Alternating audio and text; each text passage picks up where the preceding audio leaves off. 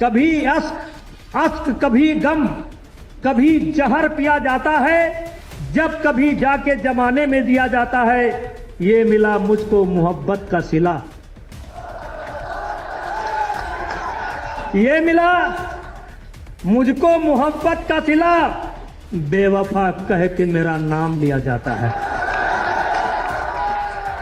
इसको रुसवाई कहें या शोहरत अपनी, इसको रुसवाई कहें कि शोहरत अपनी, दबे ओठों से मेरा नाम लिया जाता है। दोस्तों, पूर्व सांसद ब्रजभूषण शरण सिंह आजकल राजनीतिक तौर पर हाशिए पर हैं। अब हाशिए पर इस हिसाब से भी हैं क्योंकि टिकट मिला नहीं, पूर्व सांसद हो गए। हालांकि बेटे को टिकट मिला, बेटा सांसद बना, एक बेटा विधायक है। लेकिन ब्रजभूषण सिंह की जो बयानबाजी है वो लगातार जारी है और उनके निशाने पर और कोई नहीं, सिर्फ और सिर्फ उत्तर प्रदेश की योगी आदित्यनाथ की सरकार है और सरकार में भी सीधे उनका निशाना मुख्यमंत्री हैं। आप ब्रजभूषण के तमाम बयानों को याद कीजिए, अगर याद नहीं आते हैं तो हम आपको वो बयान बताएंगे, लेकिन सबसे पहले ताज़ा बयान की बात करते हैं। दोस्तों, 16 अगस्त को पूर्व प्रधानमंत्री अटल बिहारी वाजपेयी की पुण्यतिथि का मौका था। बलरामपुर में कार्यक्रम का आयोजन था। आपको बता दें कि ब्रजभूषण सिंह बलरामपुर से भी सांसद रह चुके हैं। बलरामपुर में इस कार्यक्रम में ब्रजभूषण सिंह पहुंचे तो जिक्र अयोध्या का छिड़ गया। ब्रजभूषण सिंह ने कहा कि गोंडा की वजह से ही अयोध्या है, गोंडा का इतिहास भी काफी पुराना है। इसके बाद एक एक करके ब्रजभूषण सिंह ने हमले बोलना शुरू किया। ब्रजभूषण शरण सिंह ने कहा कि पहले त्रयोदशी के दिन अयोध्या में स्नान करने के लिए, सरयू स्नान के लिए आते थे, वो बंद हो गया। बजरंगबली की पूजा करने के लिए आते थे, वो बंद हो गया। और फिर ब्रजभूषण सिंह का दर्द छलक गया।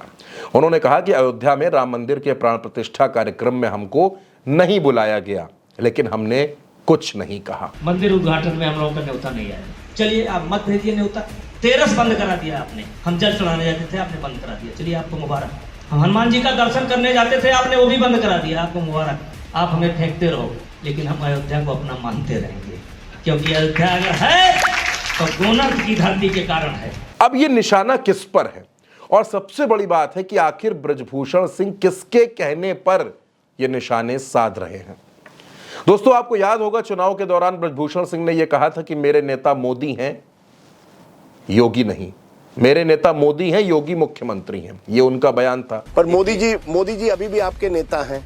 नेता हैं, देखिए मैं, योगी जी अभी भी आपके नेता हैं। मोदी जी हैं।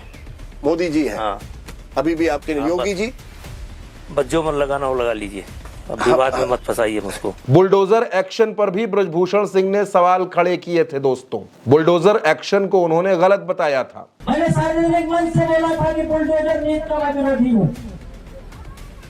याद होगा गोरखपुर का एक प्रकरण था, उससे पूछा गया था, हमने कहा बुलडोजर नीति का मैं विरोधी हूँ।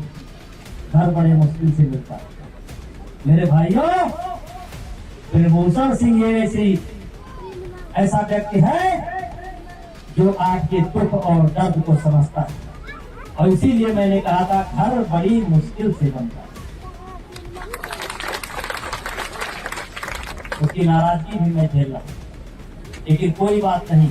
किसी छोटे को गफलत से जगह देना बगावत है, किसी कमजोर के हक को ढीला देना बगावत है। अगर सच्चाई का गीत गाना ही बगावत है तो हम भी एक बागी है, मेरा मजाक बगावत।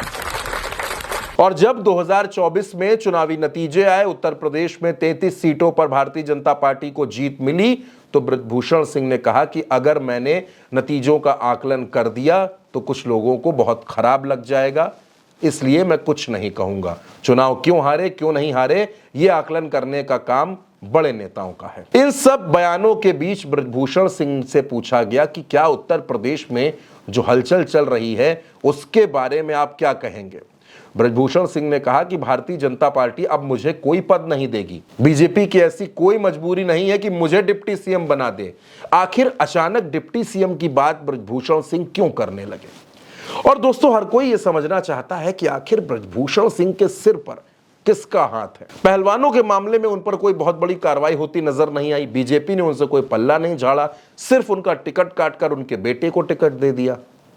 इसके अलावा कोई बहुत बड़ी कार्रवाई नहीं नजर आती। और ब्रजभूषण सिंह लगातार एक के बाद एक हमले योगी आदित्यनाथ पर, उनकी सरकार पर बोलते चले जा रहे हैं।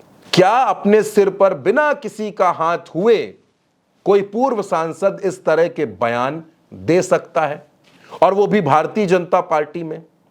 दोस्तों याद कीजिए, 2024 का चुनाव, योगी आदित्यनाथ की रैली, और उस रैली में ब्रजभूषण सिंह नहीं गए, जबकि यह रैली करण भूषण के लिए थी, ब्रजभूषण सिंह के बेटे के लिए थी। लेकिन इसमें ब्रजभूषण सिंह नहीं पहुंचे क्योंकि उसमें योगी आदित्यनाथ मंच पर थे। अब दोस्तों, योगी आदित्यनाथ से ब्रजभूषण सिंह की क्या नाराजगी है, ये वही जाने।